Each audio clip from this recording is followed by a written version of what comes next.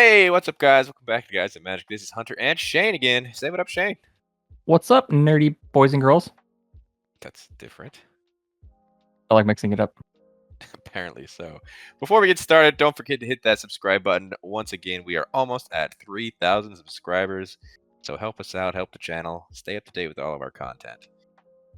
But let's jump straight into it. Today being November 2nd, 2022, we got the Brothers War spoilers. His first one, Fateful Cooperation.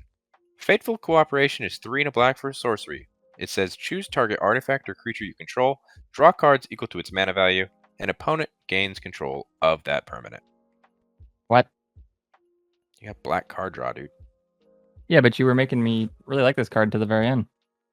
You're like, I'm going to draw 2 cards. You can keep this token. No, I'm just kidding. Not token doesn't have a CMC.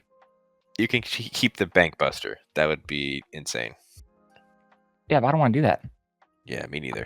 Maybe this is like, I was thinking, yeah, this would be probably played in EDH over standard because, like, what do you... It just could take control of my stuff. Unless you can sack it. Maybe you can sack it. In response? Yeah. I don't know how you would do that because it's all on the stack, right? You choose target. I mean, this card says it all together, right? Yeah. So you choose the creature, draw the cards, and give the permanent. I don't know how. Got a period, right? So yeah. I guess you have to take full control and do the sentences. I don't know, dude. Let's just say I'm not gonna play this card. I'm not gonna play this card either. Would you play it in EDH though? See, I was thinking about it. It'd probably be better in EDH because I could just target something with big CMC, but then you said to me they gain control of it. And I was like, wait, I don't want that anymore. How about something like the Beamtown Bullies? You put something that you don't want. You give it to your opponent. You draw cards off it. Sure, as long as it doesn't not one of the cards that like hurts you on ETB because it's already in your fucking Yeah. I don't know. I don't know. Cooperation doesn't seem too good to me. I'm gonna give it a big question mark because I probably won't play it. I definitely won't play it. This is not a card that I like to do. Whenever I give my opponent things, it's not something I like to do. Yeah, we know you don't like helping people. Exactly. So I'm not helping people in terms of giving them my stuff. Seems bad, man. Next up, we have Autonomous Assembler. Autonomous Assembler is 5 generic mana for a 4/5 with Vigilance. You pay 1, tap it to put a +1/+1 counter on target assembly worker you control. And it also has the prototype, which means you can pay 1 and a white to have it come in as a 2/2 instead. 2/2 with Vigilance that can pay 1 and tap it and give itself a counter? Or a different assembly worker. Right. A different one of these? No. Assembly worker is becoming a thing. Is it? Common assembly workers today, too. I got it. Yeah, I've only looked at rares and mythics. So I don't even know. Yeah, remember that card that's being pretty well known in EDH, Academy Manufacturer? That is an assembly worker, too. Yeah, okay. Yeah, so assembly worker is becoming a thing.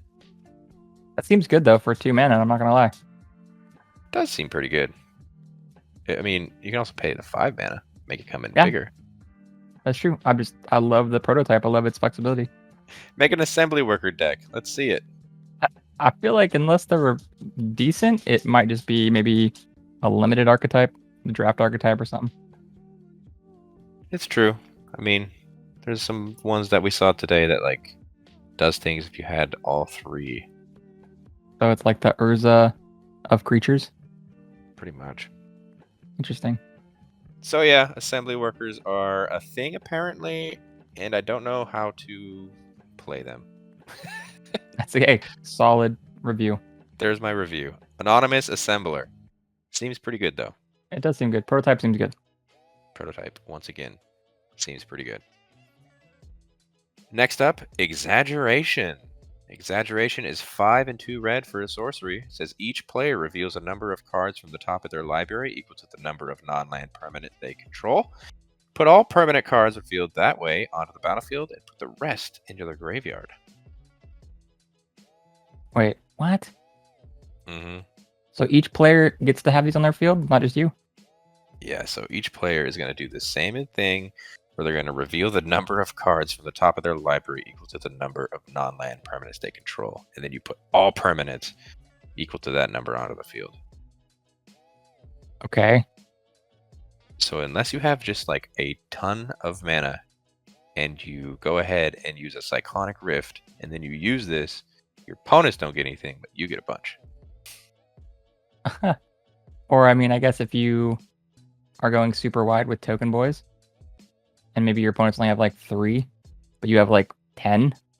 Yeah, that's also true. That could be good. But either way, I don't really see a world where you're not helping your opponents here.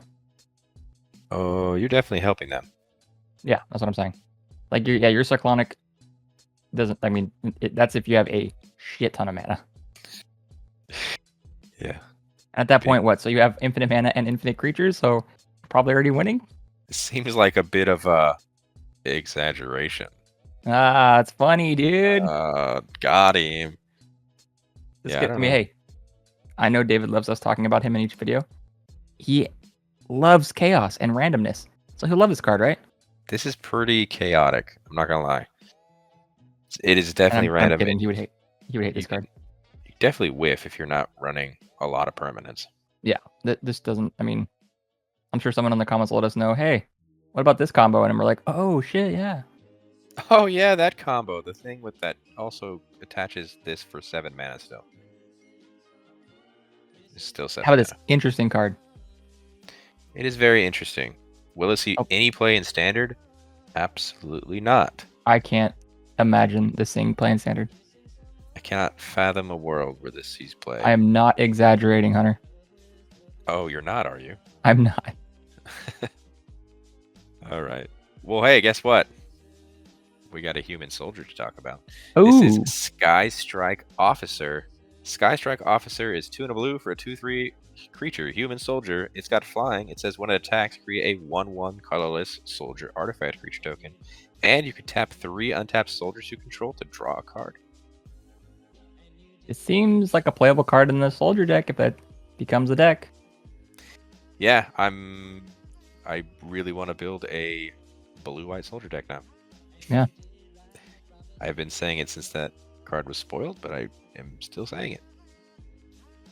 This also seems like a very, very good limited card. Oh, absolutely, man. Whenever this attacks, you make a 1/1. Yeah. It's got evasion with flying. Hello? Yep. And then if you just happen to have a bunch of untapped soldiers, a little bit of card draws stepped up there, you know, never know. Yeah, dude, it gives some, I think, vigilance. That seems good, man. Whenever you can draw cards on opponent's turns after blocks too. It's always a plus to me. I mean, your 1/1s, if they block, unless they're being buffed up, they're probably gonna die. But yeah, I see where you're going. They're dying for a good cause. They're drawing me a card. Oh, okay. Landing zone is clear. Activate and deploy. Got it. Yeah, exactly. Skystrike Officer, very good. I do see this going into a lot of decks. Maybe even a lot of soldier decks. I mean, I think being able to draw that second card, we've already seen abilities like Fairy Vandal that loves that kind of ability. So maybe we'll just do mono blue flyers and then some soldiers that this makes. Are you saying you're going to be Fairy Soldier Tribal? Fairy Soldier Tribal, that's right. Love it. Moving on to another soldier. This is Myrel, Shield of Argive. Myrel Shield of Argive is 3 and a white for a 3/4 legendary creature human soldier. It is a mythic. It says during your turn, your opponents can't cast spells or activate abilities of artifacts, creatures, or enchantments. And whenever it attacks, create X 1/1 colorless soldier artifact creature tokens, where X is the number of soldiers you control. Welp, more soldier makers. Not only that, but this just grows exponentially every turn. Yeah, so we get to actually have a Grand Abolisher in Standard, dude? And it makes soldiers? Sign me up. I'm down. Yeah, so this is like a mixture between Grand Abolisher and Rabble Rousing at this point, because you're going to be making soldiers based on the amount of soldiers you have, and then next turn you're going to just essentially double the amount of soldiers you have when this attacks. I'm down. Pretty nuts. Blue-white soldiers is becoming more and more a thing. And this can be a commander.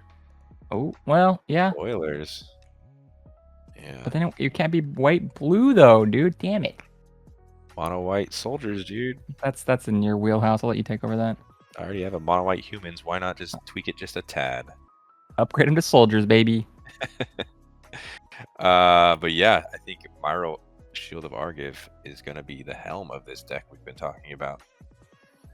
Really, really, really easy to get a lot of soldiers onto the field. I'm excited to see it. This, once again, does really well with Harbin, the other card that was spoiled, because when you attack with 5 or more soldiers, then those all just gain flying. Seems like And get a +1/+1. Yeah. pretty good win con to me. Yep. Those two Let's play together. soldiers, dude. Soldiers! Blue-white soldiers! Exciting stuff. Next up, we have a cool card. This is Bladecoil Serpent. Bladecoil Serpent is X and 6 for a 5/4 artifact creature, Serpent. It says when Bladecoil Serpent enters the battlefield, for each 2 blue spent to cast it, draw a card. And when Bladecoil Serpent enters the battlefield, for each 2 black spent to cast it, each opponent discards a card.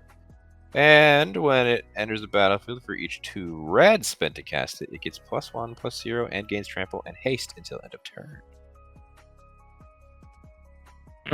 Isn't that interesting? Yeah. Art, real quick, real cool. It's a scary worm snake. It's a serpent. Yeah, worm snake. Bladecoil Serpent, dude. Anyways, you don't have to ever really pay for the X. You can just spend all that color on just the 6 by itself, and Yeah. you get those abilities. It is cool that the X is there though for EDH if you want to just go crazy. True. You're gonna have to be running Grixis. True, but that's totally fine. Which is your favorite ability? I think blue is probably the best there. I feel like I would do blue and black a lot. Yeah. How does this sound? All right, we're just gonna get rid of the X. Okay. 6 mana for a 5/4, draw 3 cards. Yeah. Yeah. Sounds pretty good. 6 mana for a 5/4, everybody discards 3 cards. Yeah. That one actually is pretty gnarly. 6 mana for a 8/4 with trample and haste. I mean, that seems like a relevant finisher too.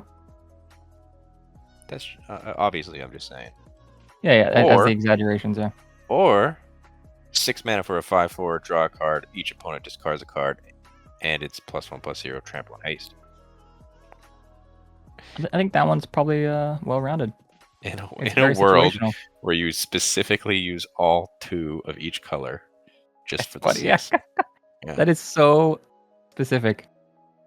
And if you have the mana available, hey, more power to you, man. Yeah, I think this slides well. I don't know if it slides well enough. Well, maybe. This is a top end mono red deck finisher, maybe. Just 6 red, yeah. I don't know. I don't play enough mono red, honestly. So Demir, maybe this could slide into something. Probably more mono blue. you just said 3 different decks. I did.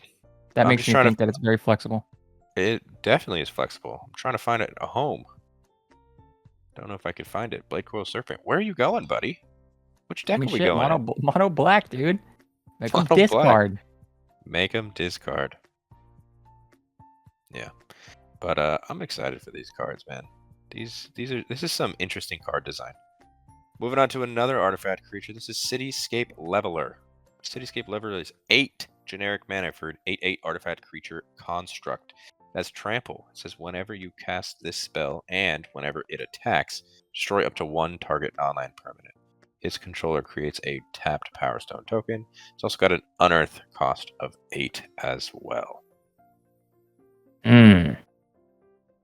So this is kind of similar to Annihilator, but not really. It's like a nicer Annihilator. You can't take out their lands. It's a fixed Annihilator. And you get that tapped Power Stone we've been talking about. You're giving it to someone, right? I mean, technically, I guess you can destroy your own stuff, but Yeah, I feel like you wouldn't do that. yeah, you're not doing that.